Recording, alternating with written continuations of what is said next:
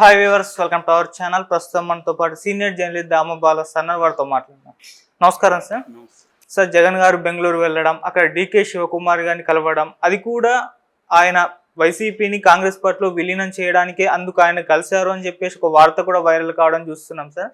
నిజంగా మరి వైసీపీని కాంగ్రెస్లో విలీనం చేసే అవకాశం ఉందా? అసలు ఎందుకు కలిసినట్టు సార్ ఆయన? ఇప్పుడు ఒక వార్త వైరల్ అవుతుంది. అదేంటంటే జగన్ బెంగళూరులో ఉన్నాడు, అక్కడ యలహంకలో ఆయన భవనం ఉంది. సో అక్కడ వెళ్ళాడు జగన్ అని చెప్తున్నారు. ఎందుకంటే ఇక్కడ ఆయన విశ్రాంతి కోసం అక్కడ వెళ్ళాడు. ఆ మధ్య కాలు కూడా ఆయనకి బెనికింది. మళ్ళీ ఎప్పటి నుంచో కాలు ప్రాబ్లం ఉంది. మళ్ళీ మొన్న జనమంతా విపరీతంగా మీద పడడం, తర్వాత రోజుల తరబడి నిలబడి అక్కడ 3 రోజుల పాటు వచ్చిన వాళ్ళతో అందరితో మాట్లాడాల్సి రావడం, ఇట్లాంటివంతా మళ్ళీ కాలు మీద ప్రెజర్ పెరిగింది. అందుకని దానికి కొద్దిగా ట్రీట్మెంట్ తీసుకొని విశ్రాంతి కావాలని ఇక్కడ ఉంటే జనం వస్తూ ఉంటారు కాబట్టి తను బెంగళూరు వెళ్ళాడు అనేది వైసీపీ వాళ్ళు చెప్తున్నారు.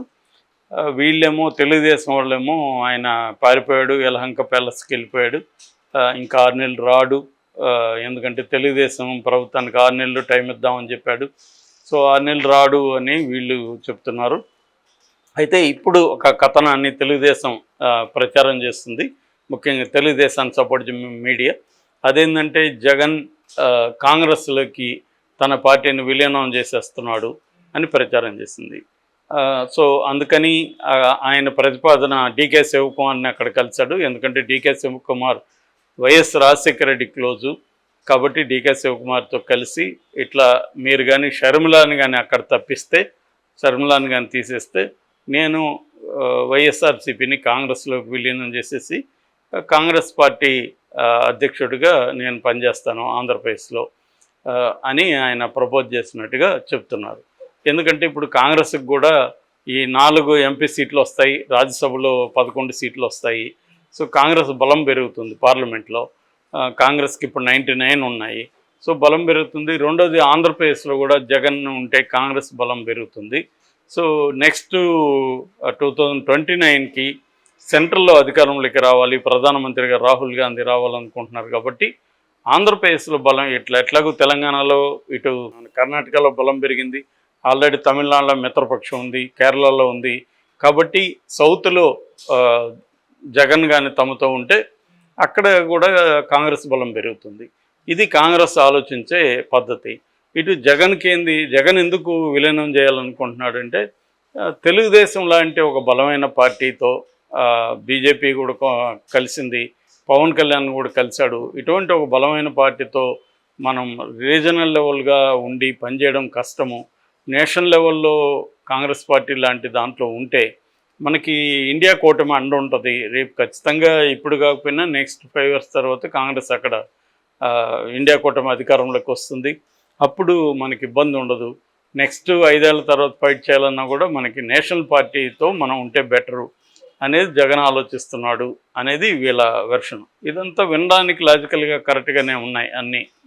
ఇది కాకపోతే కాయిన్కి అటువైపు మనం చూస్తే ఇదే రకంగా బీఆర్ఎస్ బీజేపీలోకి విలీనం అని చాలాసార్లు ఇక్కడ ప్రచారం చేస్తున్నారు.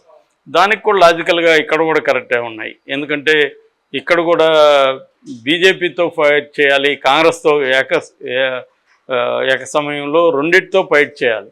ఆల్రెడీ కవిత జైల్లో కూర్చుంది. ఆమె ఇప్పుడిప్పుడు జైలు నుంచి బయటకు వచ్చే పరిస్థితి కనబడలేదు. ఎందుకంటే కేజ్రీవాల్కి కింది కోర్టు బెయిల్ ఇచ్చినా హైకోర్టు క్యాన్సిల్ చేసింది. సో ఇటువంటి కండిషన్లో కేజ్రీవాల్కే బెయిల్ రానప్పుడు కవితకి ఎక్కడ వస్తుంది?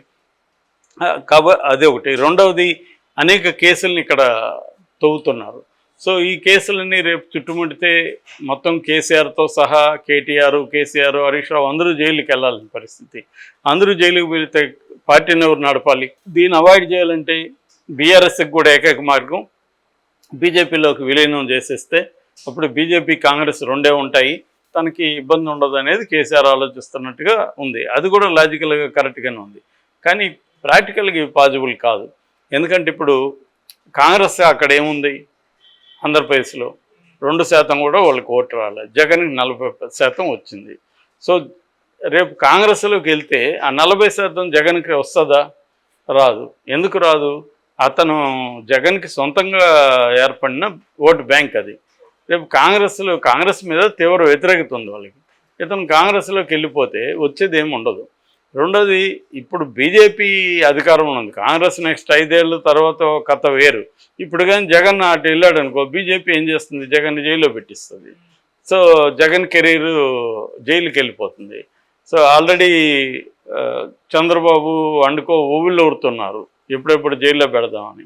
సో ఇటువంటి కాంటెక్స్లో జగన్ కాంగ్రెస్లోకి ఇప్పుడు ఎందుకు వెళ్తాడు? ఒకవేళ ఏమన్నా ఉంటే మీకేమన్నా బలం పెరిగి మీకేమన్నా నాలుగు ఎంపీల అవసరమైతే నేను మీకైనా మద్దతు ఇస్తాను అన్నాడు. అది ఎప్పటి నుంచో ఒక ఓపెన్గా కూడా జగన్ చెప్తున్నాడు. మనకు ఇక్కడ ఆంధ్రప్రదేశ్కి ప్రత్యేక హోదా ఇచ్చే ఏ పార్టీకైనా నేను కేంద్రంలో మద్దతు ఇస్తాను నేను ఎప్పుడో చెప్పాడు, కాంగ్రెస్ అయినా బీజేపీ అయినా. కాబట్టి అది ఇవ్వడానికి రెడీగా ఉంటాడు తప్ప ఇప్పటికిప్పుడు కాంగ్రెస్లో అతను ఎందుకు విలీనం చేస్తాడు?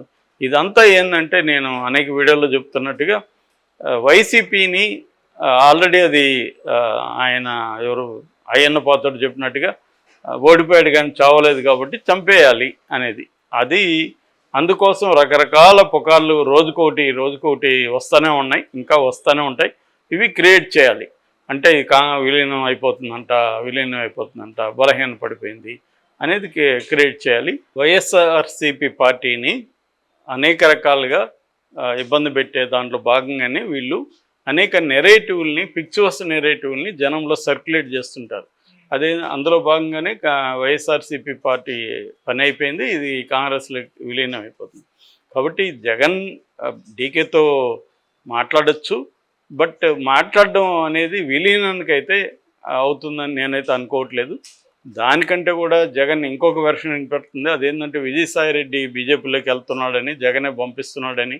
ఎందుకంటే బీజేపీలు ఉంటే అతను డీల్ చేసుకుంటాడు. గతంలో చంద్రబాబు అదే చేశాడు, తన మనుషుల్ని బీజేపీలో పెట్టడం వల్ల బీజేపీ పార్టీలో ఏం జరుగుతుంది, ఎవరెవరు ఎక్కడ ఉన్నారు, ఎట్లా మనకి అవసరం ఉంటే ఏం చేయాలి, ఇవన్నీ చంద్రబాబుకు ఉన్న తెలివితేటలు అవే. ఆ ప్రతిపక్షాల్లో కానీ వివిధ సంస్థల్లో కానీ తన మనుషుల్ని చొప్పించడం అనేది చంద్రబాబు ఎప్పటి నుంచో చేస్తున్నాడు. అది ఇప్పుడు జగన్ కూడా నేర్చుకోవాలి కదా, తప్పదు. సర్వైవల్ అండ్ ఫిట్టెస్ట్ అనేది కదా సూత్రం. నువ్వు బలవంతుడైతేనే బతుకుతావు, ఇక్కడ బలహీనుడైతే బతకవు. సో అందులో జగన్ దగ్గర డబ్బు ఉంటే సరిపోదు కదా, మిగతా వ్యవస్థల మీద పట్టు కూడా రావాలి కదా. సో అందులో భాగంగా జగన్ బీజేపీలోకి తన మనుషులను పంపించడం కావచ్చు, అట్లాంటివి చేసుకోవాలి తప్ప కాంగ్రెస్తో విలీనం అవ్వడం వల్ల జగన్ వణికి అనేది పోతుంది. రెండోది, ఫ్రీడమ్ ఉండదు. నెక్స్ట్ జగన్ అక్కడ చేరినప్పటి నుంచి వాళ్ళు చెప్పిన మాట వినాలి. జగన్ ఏ నిర్ణయాలు సొంతంగా తీసుకోలేడు. దానికి అలవాటైన వ్యక్తి అట్లా చేయాలంటే ఎప్పుడో చేసి ఉండేవాడు, అప్పుడే సీఎం అయి ఉండేవాడు కాంగ్రెస్ తరపుని. కాబట్టి ఇవాళ జగన్ వెళ్ళి కాంగ్రెస్లో విలీనం చేస్తాడంటే నాకు తెలిసి ఎవరు కూడా నమ్మరు.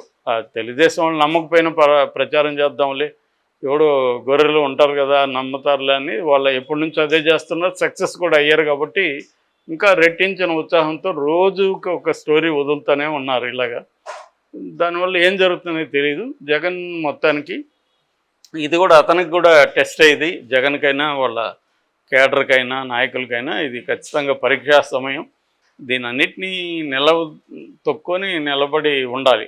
నేను ఇందాక వేరే వీడియోలు చెప్పినప్పుడు యుద్ధంలో ఓడిపోయిన వ్యక్తి నెక్స్ట్ అతనికి సమయం దొరికి వచ్చే వరకు బతికుండడం ముఖ్యం. తన రిసోర్సులను కాపాడుకుంటూ బతికుండడం ముఖ్యం. బతికుంటే సక్సెస్ అయినట్టే లెక్క. ఎందుకంటే మళ్ళీ నీకు సమయం వస్తుంది, అప్పుడు నువ్వు దెబ్బ కొడతావు. అంతవరకు నువ్వు తప్పించుకొని తిరగాలి. గెరిల్లా పోరాటం అటువంటిదే.